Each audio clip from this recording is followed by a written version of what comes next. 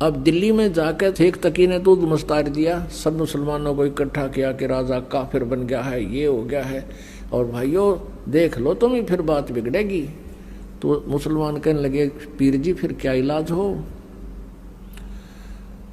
कहा कि तुम सब मेरे साथ चलो, एक काफिर आया हुआ है और वो उसने राजा पे कोई जादू जंत्र कर रखा है, वो तो उसके सिवा किसी की मानता ही कुछ नहीं है।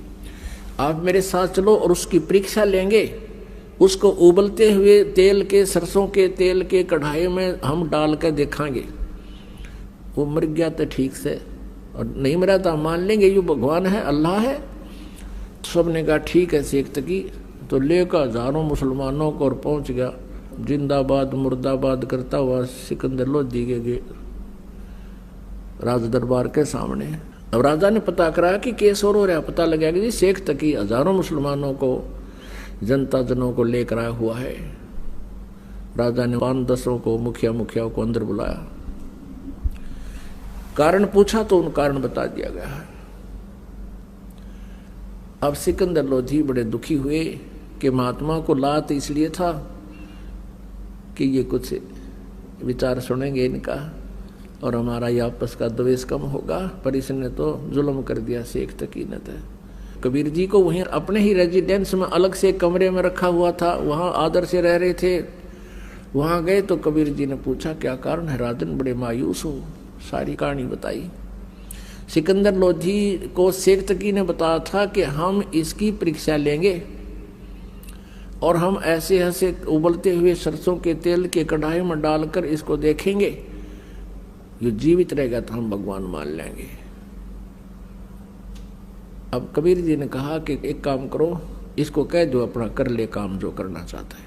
और सिकंदर लोधी आज्ञा लेकर शेख तकी से कह दिया कि कर लो तुमने जो करना है। अब सिकंदर लोधी को विश्वास था कि ये कुछ नहीं बिगाड़ पाएंगे। उधर से अच्छे मोटे मोटे लकड़ चूल्हा बड़ा बना कर उसके ऊपर बड़ा कढ़ाया रख कर सरसों का तेल भर दिया और उसमें लकड़ जला दिए। उनको लकड़ जलाने वालों से कह दिया इसने कति इतना उबाल दो न जल उठे और इसमें प्रवेश होते ही चरण देसी खत्म हो जा। ऐसा ही कर दिया, उबले न पूरी तरह जैसे चाय उबला करे। अब शेख तकी ने कहा कि लाओ उसको पकड़कर डालो इसमें। परमेश्वर उठकर आगे खड़े हो गए कढ़ाई के पास और कहा आप इतना कष्ट ना कीजिए शेख तकी जी, मैं अपने आप प्रवेश कर जाता हूँ। परमात्मा एकदम उसमें प्रवेश कर गए और बैठ गया आराम से। गर्दन बाहर दिख रही है, परमात्मा बैठे नो देखें आराम से। शेख तकी नो कहे कुछ भी ना होया। शेख तकी क्या कहता है कि इसने इस गरम तेल को जंतर मंतर करके ठंडा कर दिया। अब सिकंदर लोधी ने सोचा भी गुरुजी कबीर जी का कुछ नहीं हुआ तो हो सकता है ये ठंडा कर रखे और जंतर मंतर करके ले देख लूं। तो कहने लगा सिकंदर लोधी कि मैं चेक करता हूं।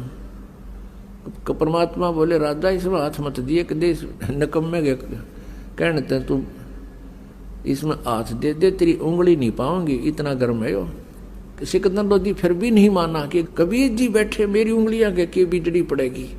आगे नो करते करते उसने 2 उंगली अंदर डाल दी। जितनी उंगली तेल में गई थी डूबी थी उतनी कट के अलग होगी, इतनी पीड़ा होगी। सिकंदर लोधी बेहोश हो गए। तब परमेश्वर उस कढ़ाई तो बाहर आए, यूं मार दिया राजा नकम्या ने।